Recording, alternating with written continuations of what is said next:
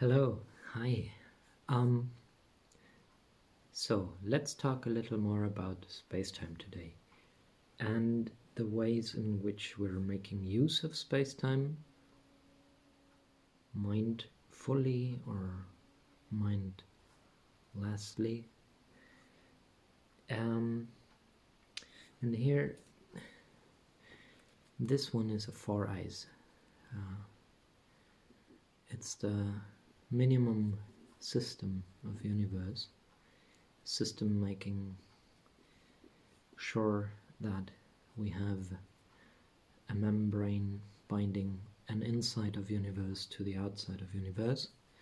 So this is a body or a system, and it's the minimum one because it's four spheres drawn closest together that have 6 relationships overall between them, and this one is all the way structural and has integrity, even though all the members are actually free to move, and it's just the specific constellation of this that has them hold together, hold their shape. Alright, so that's the quantum of space-time. It is the quantum unit when we're playing around the framework of synergetics. And this here is the more or less familiar frame of what is called the cubic shape, the cube. However, this one doesn't have triangulation other than having tiny triangles in the corners here, where the line running through this thing meets in a little triangle. So this doesn't have integrity unless we put it into one or the other of its variants on the triangulation. Without that, it doesn't hold shape. We can put the four eyes into it, creating a triangulated construct, something that has structure added to it, construct. Now, structure is triangle, triangle is structure, and by adding this four eyes in here, we are effectively triangulating the whole shape of the cube.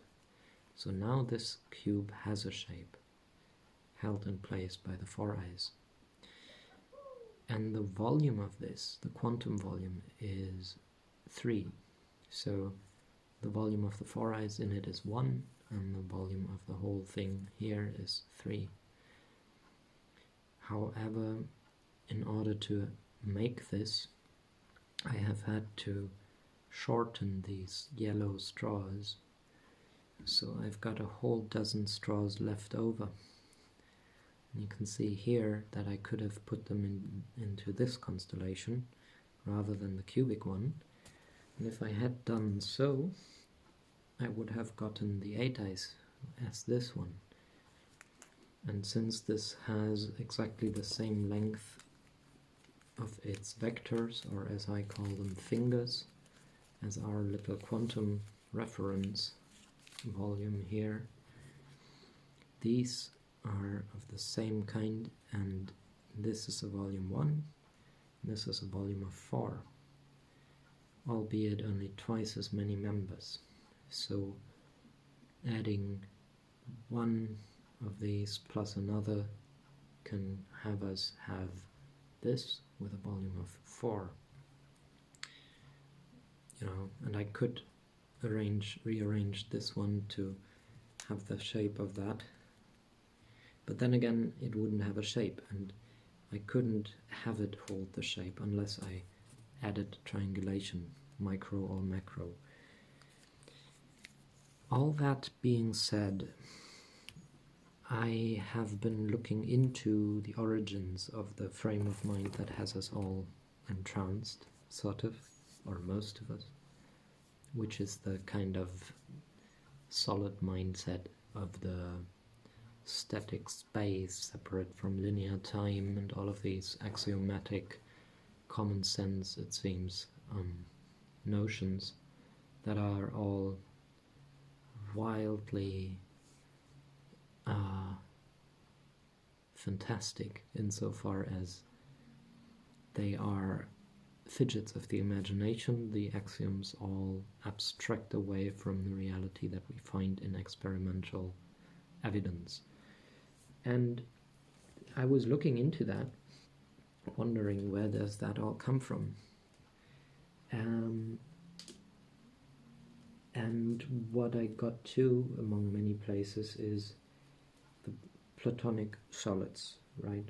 So these two 4 eyes and 8 eyes are members of the category of the so-called platonic solids, are really not these, but they're abstract counterparts called the tetrahedron and the octahedron, which are both just as static as the non-triangulated cube, it seems. And here is a little more constellations. Let me just open the big one here, because that one, the big one here, that's the third of the 5 platonic solids, so-called. Although this one is also not solid. This is also a dynamic structure of space-time, and it has the same length of the vectors as our quantum, so we quantize, we can tell that the volume of this 1,008 eyes is actually 1,006 quanta plus some golden ratio rest. 1,006, so that's 1,006 times the volume of this. In here, this is a big shape, big, super big. And the number of fingers put into this, or straws, is not 1,006 times this. It's only 5 times the number of fingers. Right, so this is 1 quantum and 6 fingers. This is 12 fingers and 4 quanta. And this is 2.5 dozen fingers, and that's 5 times 6. And a volume of 1,006 plus some. Okay, why am I going about this again? I've been going about these couple things a few times. But I've got a new one. I created this one the other day because I read into what is commonly referred to as the Timaeus, which is a book by none other than Plato, and it is the book of Plato that explains and describes the platonic solids, the so-called platonic solids. And I was amazed to realize and see that actually, while our concept of the platonic solids nowadays is this solid and static kind of thing, Plato actually described these shapes in terms of triangles, right? Which makes all the difference. The difference between this being a transform and this being a shape is the triangulation. And the cube, as Plato described it, is actually this one, where the so-called planes or surfaces of this are all membered by triangles.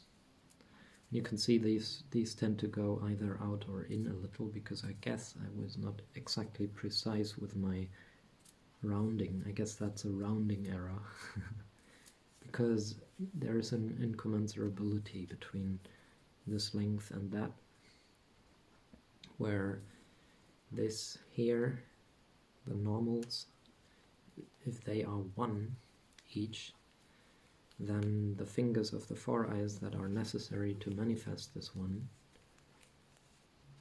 are actually defined as what we call the square root of 2, which is 1.4 something and another. And that is an irrational number. There's no end to it, hence the rounding bit. But the incommensurability lies within that, because we can either have this natural as the normals are, or have this natural. And if this is 1, then this is the square root plus minus square root of a half, which to my mind is a lot more reasonable, because then we open up the natural whole rational relationship world that comes from the many eyes and the triangles and the quanta of space-time. So, see, this one is a big cube and this one is a small cube, it would seem.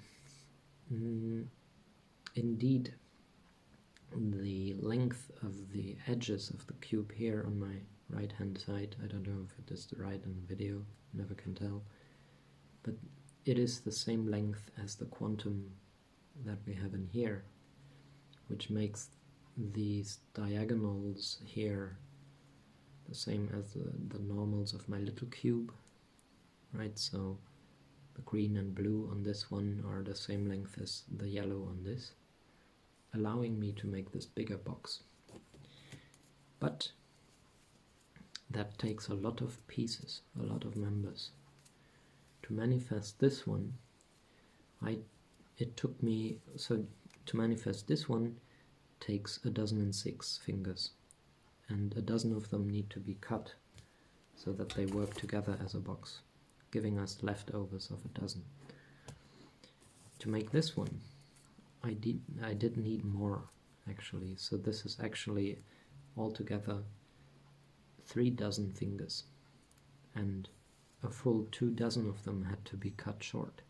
So I've got a leftover 24, which I turned into this 2 frequency 4 eyes, just to show, I could have had these whole big straws have this shape, and then it would be a volume of 8 quanta. And ironically, this one has also roundabout a volume of 8 quanta.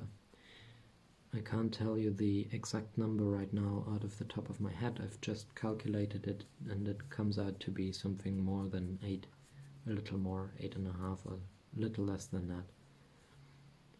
Why? Because in terms of quanta now, the quantum that, or the relevant connection to me is still this, and if this is now the square root of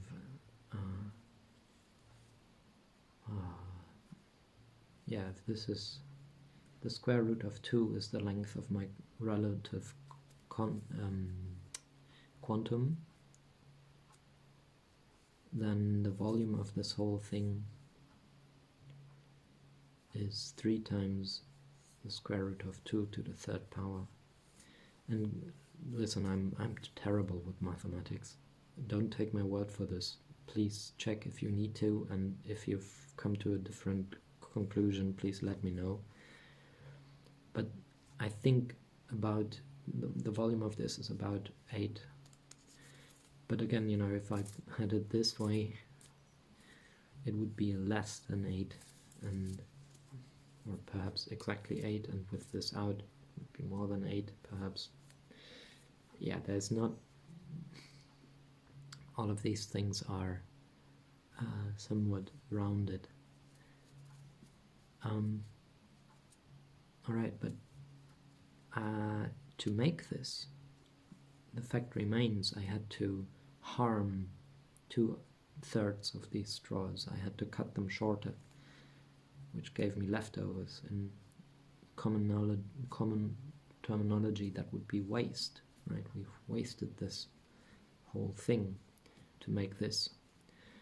And the interesting question to me is, what kind of volumes and shapes could I have created from this very same 3 dozen straws if I had not cut them all, which was additional work.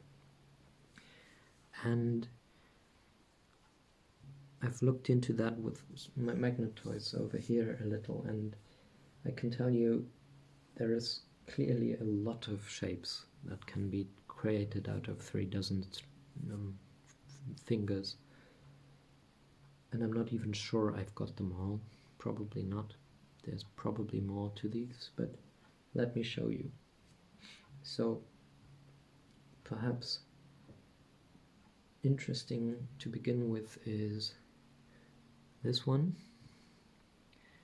which is commonly known as the Merkaba. I would call it the 2 dozen around 8 eyes. And look, these are small, right? If we were to compare them, I would have to make this with the straw length to really compare them one by one.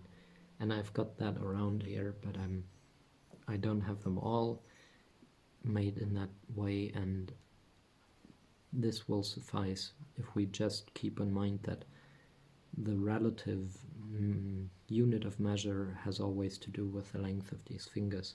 So one of these little 4 eyes here, that's 1 quantum, and the whole thing here would then have a volume of 8 quanta in the 4 eyes and another 4 in the 8 eyes that they surround, which together 8 plus 4 gives a dozen.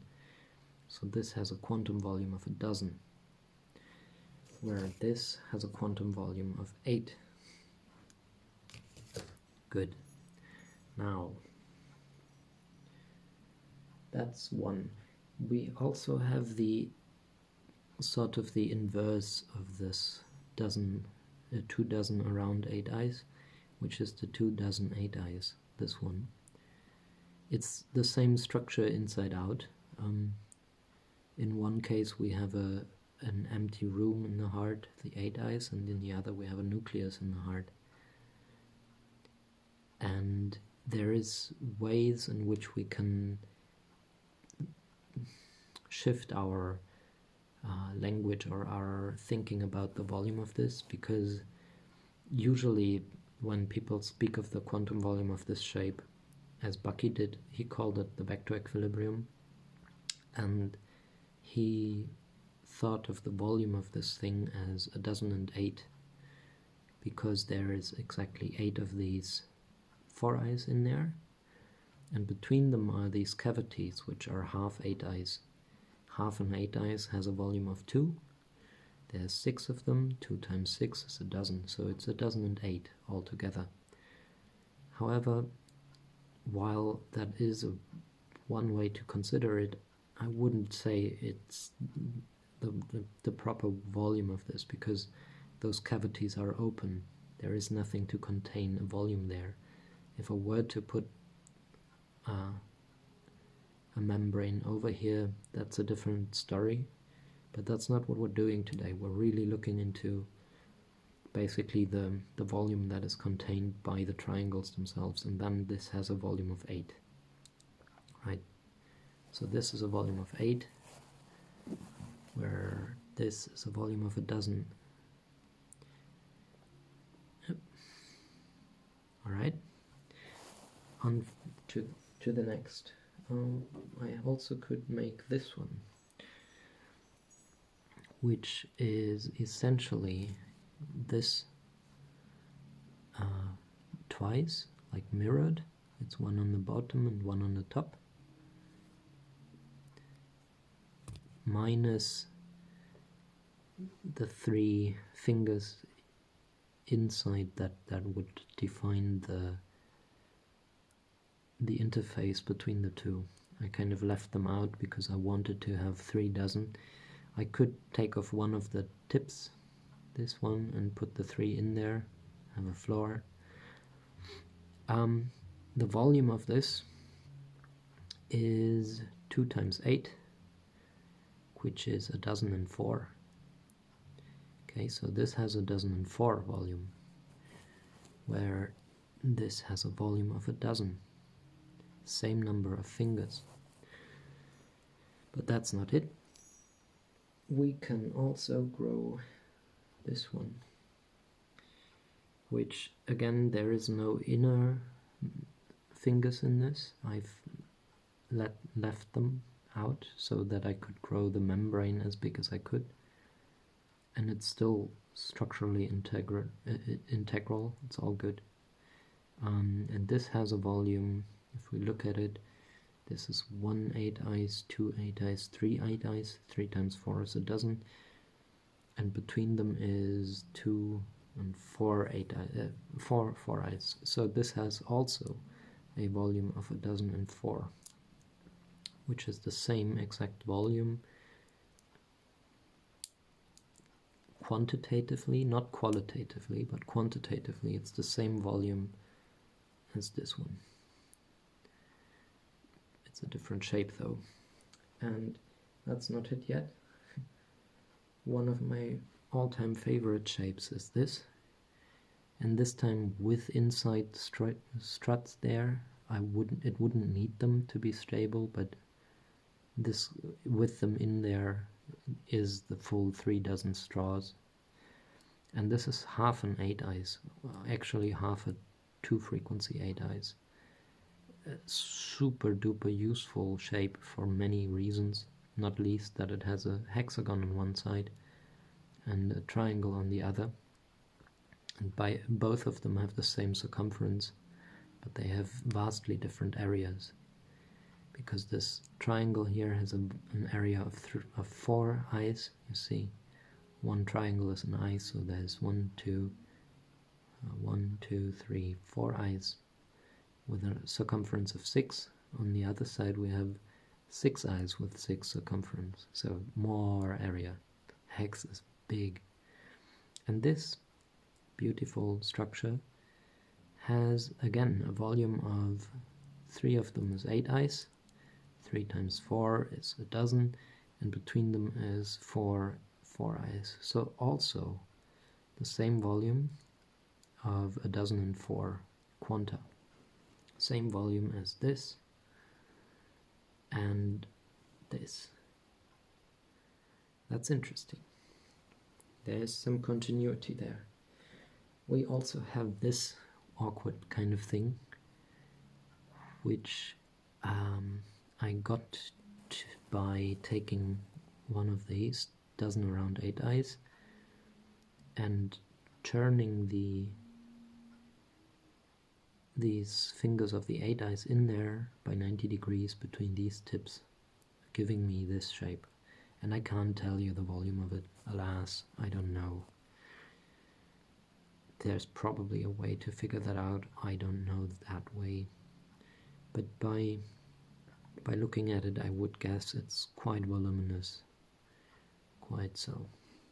Alright, but that's not it. Because there's also this beautiful thing, which is 12 8-eyes in the middle with 2 tips, one on the bottom and one on the top. Why is there the 2 tips? Because I had 3 dozen straws to play with, and the 12 8-eyes only takes 2.5 dozen. So I had 6 over, and I put them out on these places here, which gives us a volume, a quantum volume of 12 plus golden ratio stuff on the bit in the middle, and then 2 more, so it's 12 plus some golden ratio, right? 12 proper volume plus more. 12 where the box has 8 plus a little. And if you don't believe me, just remember when I brought this one in, it was within this. And ironically, the simple truth of this is that to make this, I took 3 dozen straws and I had to cut 2/3 of them short, whereas the thing that I can put it into, because it's actually bigger than this, is half a dozen straws less, and no cutting, no waste. See? It's completely in there, it's contained. Now if that is something, if that is nothing, I don't know what is.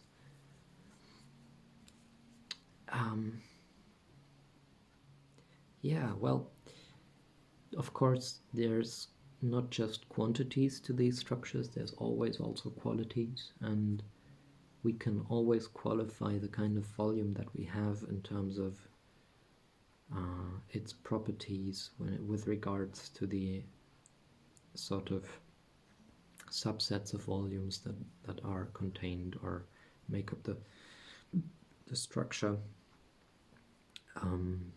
But we can also, optimize a structure to have it be something that comes together without gaps.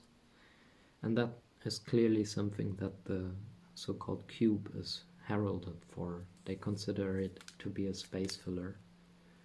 I'm not so sure about that because, there is no space as such. There is space-time, and space-time is not only curved but spherical. And one runs into problems quickly when trying to create a completely filled box space in reality of a spherical space-time. There's always gaps between the boxes eventually. And the beauty about synergetics is that we're minding the gaps, we're playing with them, and we embrace them and shift around them. So if I was to optimize for something, a structure that was supposed to be so-called space filling, no gaps, then I would create a structure that kind of contains half of the gaps so that when they come together the full gaps are embraced. Yeah, but that is not really my concern. I'm more interested in the structures in their own, and I do not mind having the gaps between them because that's always more room for others to live in, and I think that in its own is precious. Alright, but keep in mind the platonic cube that Plato himself described isn't the one that is only made up of squares, but it is very significantly made up of triangles. And then we can speak structure. We can talk about this being somebody. However much we have to harm the integrity of space-time to make this manifest. And if I say harm, just think if we have a forest that we take out the material to build our house, right? Trees, perhaps. Then there is, I guess the shortest of the trees is going to give our maximum length measure, right? And all the rest of the trees would be sort of judged by that shortest one. And if I was to make a shape out of the trees, a house, then why would I choose one which has me cut all the rest of, or half or 2/3 or whatever number of the trees, cut them shorter to make this thing, when indeed I could leave them as they are, as long as they are, constellate them in a different structure, which then has more volume, right? And structural integrity and all these benefits. well, I guess that's something to ponder. With that, have a great day. Take care. Bye bye.